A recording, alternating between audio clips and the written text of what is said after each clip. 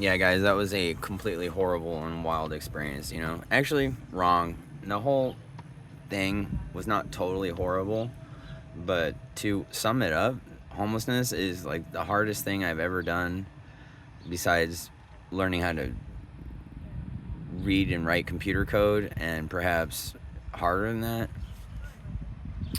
I don't know. Once you're steeped into homelessness, you face serious challenges.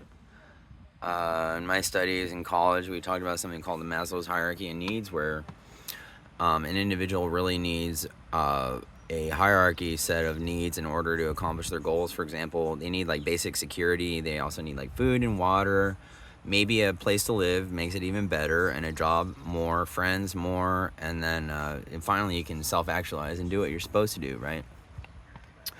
So when you're homeless, you have the foundation of Maslow's hierarchy is gone. You have no security. You have no place really that you're completely safe. That's one of the biggest things. I mean, you talk about being safe from the general populace and civilization and society, where other homeless people are a direct threat, and then you have the police, which are perhaps more of a threat to a homeless person than another homeless person. For example, you know, during my period of homelessness, and it's really stressful for me to think about it, but I had like maybe 8 to 10 cop interactions where I almost got arrested. And since I was out on bail, you know, keep in mind, guys, I hate crime, and I think almost everybody who's reasonable and rational, just reasonable or a normal person, hates crime, because when you see crime, it's horrible. You know what I mean? It's people getting hurt, and it's just like everything you fight to stop.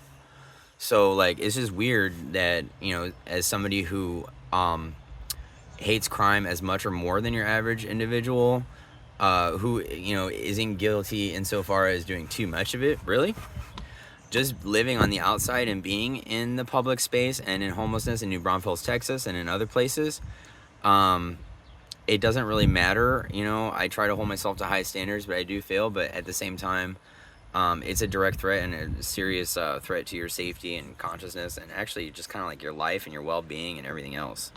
So, it was God's grace and mercy, Jesus dying on the cross for me, and also all the gifts and blessings that he brought from that and with that, is really what saved me from going to prison or, you know, dying and suffering a horrible death. You know, I have so many stories, guys. It's unbelievable. After 9 months of homelessness, or 10 or whatever it was, since June of last year, so, and it's May this year.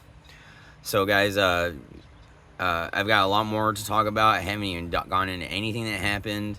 A lot of it's on YouTube, but you guys missed 99% of it. But I love you guys. I'll see you in the next episode, okay?